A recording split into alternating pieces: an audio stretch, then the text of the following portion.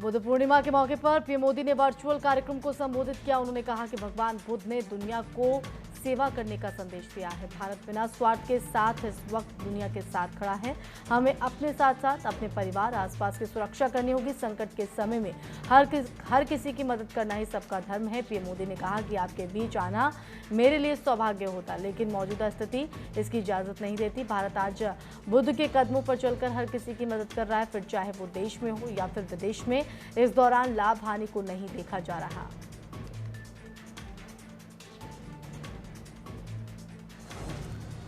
आंध्र प्रदेश के विशाखापट्टनम में एक फार्मा कंपनी में गैस लीकेज का मामला सामने आया। इसके बाद पूरे शहर में तनाव का माहौल। अभी भी हालात नियंत्रण में नहीं है। स्थानीय प्रशासन और नेवी ने फैक्ट्री के पास के गांव को खाली करा लिया है।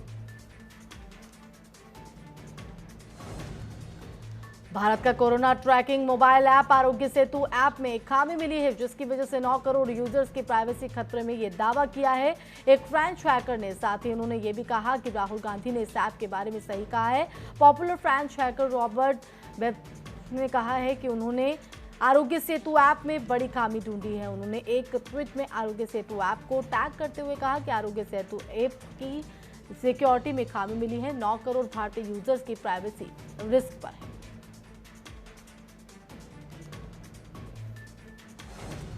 प्रयागराज के मऊआइमा थाना के क्षेत्र में पुरानी रंजिश के चलते युवक को गोली मार दी गई। गोली लगने से घायल युवक को जख्मी हालत में हॉस्पिटल में भर्ती करवाया गया।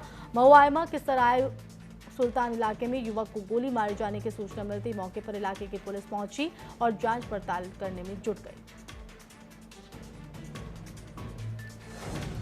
बहराइच में कोरोना पॉजिटिव महिला ने बच्चे को दिया जन्म। कोरोना वायरस से संक्रमित महिला का मेडिकल कॉलेज से लेबर रूम में प्रसव कराया गया। 3 डॉक्टरों की टीम ने संक्रमित महिला का ऑपरेशन कर सुरक्षित प्रसव कराया। ऑपरेशन के बाद जच्चा बच्चा सुरक्षित।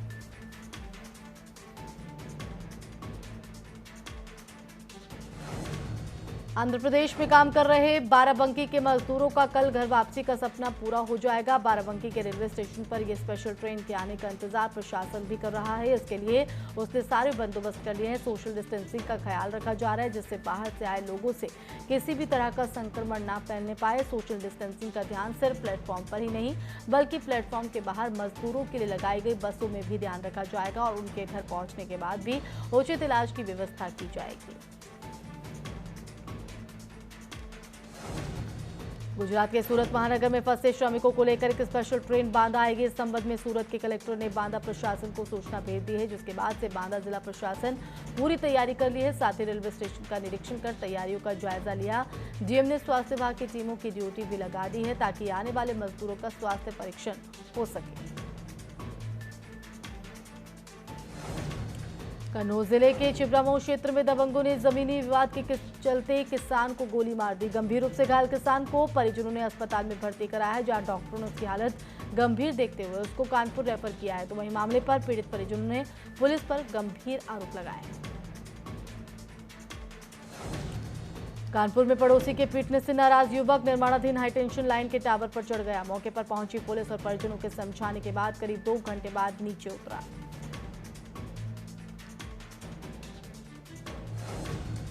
उन्नाव के हीरा गार्डन में हरियाणा से आए प्रवासी मजदूरों को 14 दिनों के लिए क्वारंटीन किया गया था। डीएम रविंद्र कुमार ने जांच में फिट पाए गए मजदूरों 15 दिन का राशन देकर उनके घर भेज दिया। लॉकडाउन के दौरान बाहर से आए मजदूरों को उन्नाव में बने क्वारंटीन सेंटर में 14 दिनों के लिए रोका गया था, जिसके बाद आज करीब 40 प्रवासी मजदूरों को जांच के बाद होम क्वारंटीन के लिए घर भेज दिया गया, जिसमें मजदूरों को नौकरी का नियुक्ति पत्र दिया गया। वाराणसी में लॉकडाउन के बीच शराब के नशे में आपसी कहासुनी के बाद मारपीट में 2 लोगों ने मिलकर एक युवक को ईंट पत्थर से पीट कर घायल कर दिया। जानकारी होने के बाद मौके पर पहुंची पुलिस ने युवक को अस्पताल में भर्ती कराया, जहां डॉक्टरों ने उसे मृत घोषित कर दिया। पुलिस पूरे मामले की छानबीन में जुट गई। आंध्र प्रदेश में काम कर रहे बाराबंकी, हरदोई और लखनऊ के 1220 मजदूरों की लंबे इंतजार के बाद घर वापसी हो गई। इनमें से 450 बाराबंकी के, 250 हरदोई के और बाकी लखनऊ के लोग शामिल थे। इन लोगों को लेकर श्रमिक special train Barabanki railway station पहुंचे। स्टेशन पर पुलिस और प्रशासनिक अमले ने कोरोना से बचाव को लेकर पुख्ता बंदोबस्त किए थे। लखीमपुर खीरी के जगदीश वस्त्रालय में आग लग गई है। दुकान में आग लगने से लाखों का नुकसान हो गया। मौके पर पहुंची फायर ब्रिगेड ने आग पर काबू पाया। शॉर्ट सर्किट से आग लगने की बात बताई जा रही है। उत्तराखंड में मौसम ने एक बार फिर करवट ले ली है। गंगोत्री धाम में बर्फबारी शुरू हो गई। पिछले कई दिनों से उत्तराखंड में बारिश हो रही है, जिसके चलते तापमान में भारी गिरावट भी हो गई। बारिश होने की वजह से पहाड़ी क्षेत्र समेत गंगोत्री धाम में बर्फबारी शुरू हो गई। गंगोत्री धाम में लॉकडाउन की वजह से एक भी श्रद्धालु नहीं, सिर्फ मंदिर में आरती करने के लिए पुजारी हैं। आप देख सकते हैं कि मई के महीने में हो रही बर्फबारी की लाइव तस्वीरें। कोरोना को लेकर उत्तराखंड की स्थिति सुधरने लगी है। सुधरते हालातों को लेकर मुख्य सचिव ने बयान दिया है कि पिछले 2 दिनों से उत्तराखंड में कोई भी कोरोना मरीज नहीं मिले हैं। साथ ही मुख्य सचिव ने कहा है कि उत्तराखंड कोविड को कंट्रोल करने में कामयाब रहा। साथ ही उन्होंने ये बताया कि 85% पुरुष और 15% महिलाएं कोविड पेशेंट हैं, जिनका इलाज जारी है और डॉक्टर उनका अच्छे से इलाज कर रहे हैं। टिहरी के डॉक्टर कुलभूषण त्यागी ने ग्रेटर नोएडा के जीआईएमएस हॉस्पिटल से अपनी सेवा पूरी कर वापस टिहरी लौट गए। लेकिन जैसे ही डॉक्टर कुलभूषण त्यागी ने टिहरी की सीमा में प्रवेश किया तो नोडल अधिकारी ने परिवार समेत उन्हें 14 दिन के लिए क्वारंटीन कर दिया। डॉक्टर त्यागी को सेवाएं देने के बाद 14 दिन के लिए पहले ग्रेटर नोएडा में क्वारंटीन किया गया था, जिसके बाद उनकी रिपोर्ट भी नेगेटिव आई थी। बता दें कि डॉक्टर त्यागी की बेटी का पहला जन्मदिन है। कोरोना फाइटर ने डॉक्टर की बेटी का जन्मदिन मनाया। कोरोना महामारी से निपटने के लिए राज्य के विधायकों के वेतन और भत्तों से अभी तक 30% कटौती शुरू नहीं हो पाई है। विधायकों की सहमति के बगैर ये कटौती नहीं की जा सकती। लिहाजा अब विधानसभा अध्यक्ष प्रेमचंद अग्रवाल ने इस बारे में राज्य के तमाम विधायकों को पत्र जारी कर उनकी सहमति मांगी है। सहमति मिलने के बाद वेतन और भत्तों की कटौती शुरू कर इस रकम को कोरोना से बचाव के इंतजाम के लिए इस्तेमाल किया जाएगा। प्रदेश में एक तरफ शराब की बिक्री को लेकर कोहराम मचा हुआ है, तो वहीं दूसरी तरफ शराब के अतिरिक्त दाम बढ़ाए जाने को लेकर चर्चाओं का बाजार भी गर्म है। बीजेपी के प्रदेश प्रवक्ता मुन्ना सिंह चौहान का बयान भी इस बात की तरफ इशारा कर रहा है। प्रदेश में शराब के दामों में वृद्धि होना तय है। मुन्ना सिंह चौहान ने बताया कि सरकार शराब के दाम बढ़ाने पर विचार कर रही है। जल्द ही कोई फैसला लिया जाएगा। पिथौरागढ़ की दारमा घाटी के लिए विस्थापित होने वाले ग्रामीण जगह जगह फंसे हुए हैं। घाटी की तरफ जाने वाला रास्ता भी अभी भी भारी बर्फ जमा हुआ है। इन रास्तों में बड़े बड़े ग्लेशियर टूटकर गिरे हैं, जो ग्रामीणों की राह में रोड़ा बन गए हैं। आलम यह है कि नागलिंग से आगे दुगत्तू तक सड़क पूरी तरह से बंद हो चुकी है, जिस वजह से गांव वाले पैदल ही अपनी मंजिल की तरफ चल पड़े हैं। लेकिन ये सफर भी गांव वालों के लिए खतरों से भरा है। कोरोना वायरस के चलते व्यासी जल विद्युत परियोजना क्षेत्र से होकर गुजरने वाले हर गाड़ी को अब सैनिटाइज किया जाएगा। परियोजना को अनुमति मिलने के बाद ये फैसला लिया गया है। इस मौके पर विधायक मुन्ना सिंह चौहान ने खुद एक गाड़ी को सैनिटाइज किया। मुन्ना सिंह चौहान ने बताया कि कोरोना संक्रमण की डर से स्थानीय लोग चिंतित थे, जिस वजह से ये उपाय किया गया है। साथ ही पूरे परियोजना क्षेत्र में कोरोना संक्रमण से बचने के लिए सभी एहतियात बरती जा रही है। चंबा के कुछ व्यापारियों ने एसएसपी कार्यालय पहुंचकर एसएचओ सुंदरम शर्मा को हटवाने की मांग की है। व्यापारियों ने एसएचओ पर आरोप लगाते हुए कहा है कि वो इन दिनों लॉकडाउन के दौरान व्यापारियों और दूसरे लोगों से गलत ढंग से पेश आ रहे हैं। वो खुलेआम भद्दी गाली, बेवजह मुकदमा करने की धमकी दे रहे हैं। तो साथ ही व्यापारियों ने कहा है कि एक पुलिस अधिकारी को ऐसा करना शोभा नहीं देता है। व्यापारियों ने कहा है कि अगर पुलिस इंस्पेक्टर को यहाँ से हटवाने की कार्रवाई नहीं की गई तो उग्र आंदोलन करने पर मजबूर होंगे। लॉकडाउन के कारण आगामी कुंभ 2021 की तैयारियों पर थोड़े वक्त के लिए रुकावट जरूर आई थी, लेकिन लॉकडाउन 2 में केंद्र सरकार की तरफ से कुछ अति आवश्यक कार्यों को करने के आदेश दिए गए थे, जिसके बाद कुंभ के कार्य भी शुरू कर दिए गए। मेलाधिकारी दीपक रावत ने मेले के लिए महत्वपूर्ण मार्ग हिल बाईपास मार्ग का निरीक्षण किया। मेलाधिकारी दीपक रावत ने बताया कि कुंभ मेला 2021 के करीब सभी कार्य प्रारंभ हो चुके हैं और पीडब्ल्यूडी की तरफ से 34 करोड़ का प्रस्ताव दिया गया। जल्द ही प्रस्ताव पर कार्य शुरू कर इसे पूरा कर लिया जाएगा। पंजाब सरकार ने शराब की होम डिलीवरी की अनुमति दे दी है। 7 मई से आप घर बैठे शराब के मनपसंद ब्रांड को ऑर्डर कर सकेंगे और इसकी सप्लाई आपको घर में मिलेगी। पंजाब सरकार ने शराब ठेकों पर उमड़ी भीड़ को कम करने के लिए ये फैसला लिया है।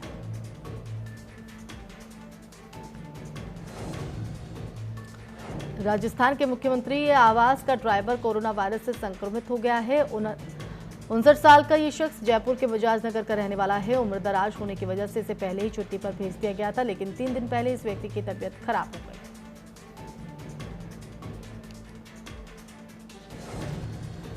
केंद्र और पश्चिम बंगाल सरकार सियासी लड़ाई में उलझी है और इस बीच कोरोना ने पश्चिम बंगाल में सबसे बड़ा हमला कर दिया है। बीते 24 घंटे में ममता के राज्य में कोरोना ने कोई ममता नहीं दिखाई और प्रदेश में कुल मौत का आंकड़ा 140 हो गया। पश्चिम बंगाल में कोरोना से मौत की दर देश की बाकी राज्यों की अपेक्षा सबसे ज्यादा है। रामपुर में कोरोना से जंग जारी है। रामपुर में पिछले 15 दिन से कोरोना का कोई पॉजिटिव नहीं मिला है, जबकि पहले से 24 कोरोना पॉजिटिव जिनका इलाज चल रहा था उनमें से पॉजिटिव अब 9 ही बचे हैं, जबकि 24 में से 15 लोग ठीक हो गए हैं जिनकी रिपोर्ट दोबारा नेगेटिव आई है, जिसकी सूचना रामपुर जिलाधिकारी आंजनेय कुमार सिंह ने मीडिया को दी। रामनगर में लॉकडाउन के चलते सांपों का निकलना लगातार बढ़ता जा रहा है। अहमदपुर गांव में एक बड़ा सा किंग कोबरा घुस गया था, जिसके बाद गांव में दहशत फैल गई। कोबरा की सूचना ग्रामीणों ने सर्प विशेषज्ञ को दी। सूचना के बाद मौके पर पूरी टीम पहुंच गई और सांप को ढूंढकर बमुश्किल उसका रेस्क्यू किया गया। सांप को देखने के लिए ग्रामीणों की भीड़ उमड़ पड़ी। कानपुर के काकादेव थाना इलाके के शास्त्री नगर इलाके में शराब के नशे में धुत ने जमकर हंगामा किया। नशेबाजों ने हंगामे के साथ पथराव भी किया तो नशेबाज दबंगों की दबंगई वहां लगे सीसीटीवी में भी कैद हो गई। नगर में लॉकडाउन में सड़क पर तेंदुआ आने से इलाके में हड़कंप मच गया। कीर्ति नगर में पेट्रोल पंप पर आया तेंदुआ की तस्वीरें सीसीटीवी में कैद हो गई।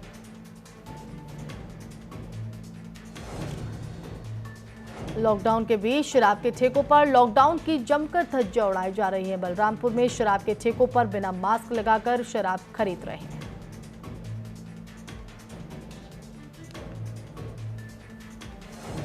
सुल्तानपुर के लबुआ थाना क्षेत्र में एक युवती की धारदार हथियार से हत्या कर दी गई। युवती का परिजनों का रो रो कर बुरा हाल है। वहीं हत्या किन कारणों के चलते की गई उसका अभी तक पता नहीं चल पाया है, तो वहीं पुलिस अब इस पूरे मसले की जांच कर रही है। बरेली के मीरगंज थाना क्षेत्र के लभारी में उस वक्त हड़कंप मच गया जब देर रात एक पुलिसकर्मी की सड़क हादसे में मौत हो गई। जानकारी के मुताबिक ये घटना तब हुई जब सत्यप्रकाश ने पुलिसकर्मियों के साथ वाहन चेकिंग कर रहे थे, तभी तेज रफ्तार डीएम ने सत्यप्रकाश को रौंद दिया, जिसके चलते वो गंभीर रूप से घायल हो गया। बाद में अस्पताल लाते वक्त सत्यप्रकाश ने दम तोड़ दिया। वहीं सड़क दुर्घटना में शहीद हुए पुलिसकर्मी सत्यप्रकाश को बरेली के पुलिस लाइन में श्रद्धांजलि दी गई। जौनपुर के रामपुर थाना इलाके में लूटकांड का आरोपी और पुलिस में मुठभेड़ हो गई। मुठभेड़ में गोली लगने से अपराधी गंभीर रूप से घायल हो गया। पुलिस ने आरोपी को गिरफ्तार कर जिला अस्पताल में भर्ती कराया, तो वहीं दूसरी तरफ बक्सा पुलिस की तरफ से एक शातिर अपराधी को मुठभेड़ के दौरान घायल किया गया। देवरिया जिले में एक वीडियो सोशल मीडिया पर तेजी से वायरल हो रहा है, जो एक क्वारंटीन सेंटर का है। वीडियो में एक युवक को बेल्ट से बेरहमी से पीटा जा रहा है और पिटाई करने वाला युवक का नाम जहरू खान है। जौहर ने युवक की पिटाई के बाद वीडियो बनवाकर सोशल मीडिया पर वायरल कर दिया। युवक के शरीर पर कई चोटों के निशान भी दिख रहे हैं, तो वही मामला संज्ञान में आने के बाद पुलिस ने केस दर्ज कर मामले की जाँच शुरू कर दी है।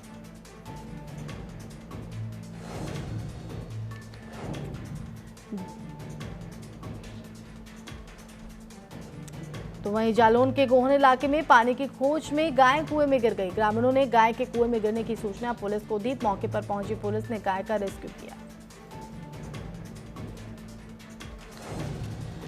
मेरठ के किठोर इलाके में दो पक्षों में जमकर मारपीट और पथराव हुआ। मारपीट में एक महिला घायल हो गई। घटना की सूचना पर पहुंची थाना पुलिस ने घायल महिला को इलाज के लिए अस्पताल पहुंचाया। पुलिस ने मौके से खोखे और बुलेट बरामद किए हैं। दो पक्षों में जमकर मारपीट फायरिंग भी हुई।